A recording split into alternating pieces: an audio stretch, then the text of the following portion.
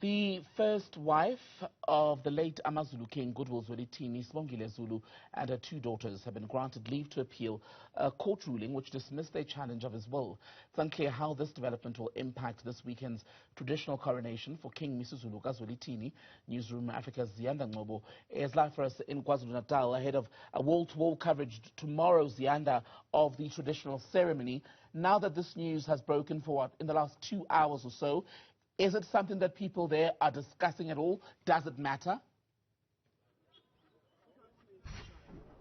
It doesn't matter at all for those who are here at Kwakhangela Mankengane. In fact, there's a lot of movement here. I'm told that around 13 cows have already been slaughtered and counting. Around 30 are expected to be slaughtered for the scores of guests that are expected to arrive here tomorrow. In fact, we spoke to a communications person from the office of His Majesty King Misuzulu kaZwelithini, that's Shalom Bata, who says there's no legal challenges that will interrupt their plans for tomorrow. Let's listen to what she had to say, Tembekile.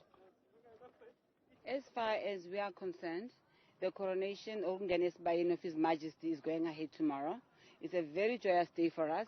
Yesterday, he did all the other ceremonies that are supposed to happen when we have got a new king, and we're continuing, and we're very, very excited. As far as the matter in court, that's matter for the legal area, but we are continuing. We're here at Kwakhangela Palace in Ngcobo on a very cold, windy day, but we're very happy, and the law will take its course, and we're going right on ahead.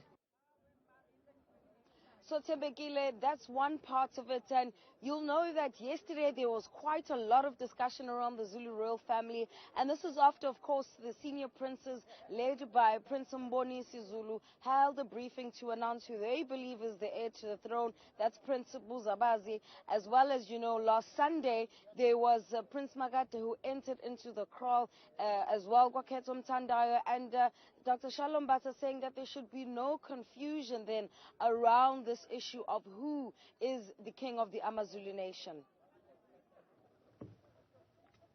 There is minimum requirements that go with being a Zulu king. You need to be born in a correct, a correct household, meaning eskodlweni, and it depends who your mother is. The late Nkosi Mantombi, she was a princess from Swaziland. And therefore, that's a stipulation number one. Number two is that she got the ilobolo, her ilobolo, was offered to this royal Swazi family from the nation. That's another stipulation. So those are the two critical things. Who offered ilobolo to her people? And if it is a nation, it means she's going to bear the future king. There is no confusion about that. Remember, Prince Makate grew up in the same household with the current king here at Kwakhangela, but it was very clear who was going to be king, because Princess Makate, all the necessary cultural things and processes were never performed for him, because it was very clear, there was no confusion who the future king is going to be.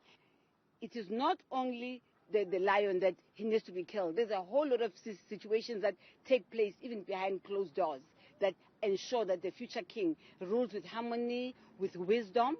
And tomorrow is one of the main things that's going to happen tomorrow is that the British they put a crown on the head.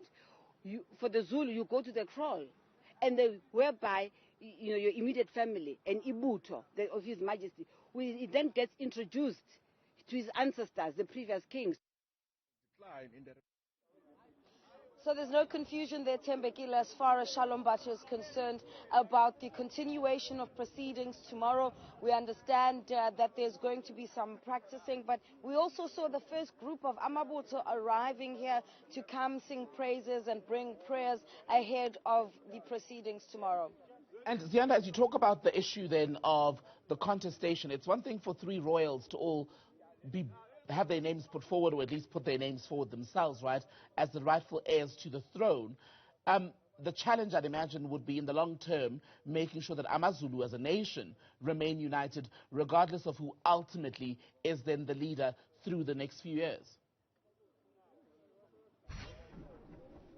So that is an issue that's in dispute, because there is a sense from some quarters that the family, the royal family, and by virtue of that, the royal council has not been given enough space and room to make a decision on who the heir to the throne is. But you would have heard then the traditional prime minister of the AmaZulu nation, Prince Mangosuthu Buthelezi, emphasizing on numerous occasions that a king is born, they're not nominated or elected, and that by virtue of the mother of King Misuzulu, kaZwelithini, it was a given that he would be the next king of the AmaZulu nation. So when it comes to those who claim that they are the rightful heirs, it's been dismissed by Buthelezi by saying that, look, that's not something that we know to be custom within the Zulu nation. But in terms of the people, the subjects of the AmaZulu nation, it will be interesting to see then, in terms of even the numbers of those who turn up tomorrow, whether or not there will be resounding support then for the kingship of Misuzulu kaZwelithini.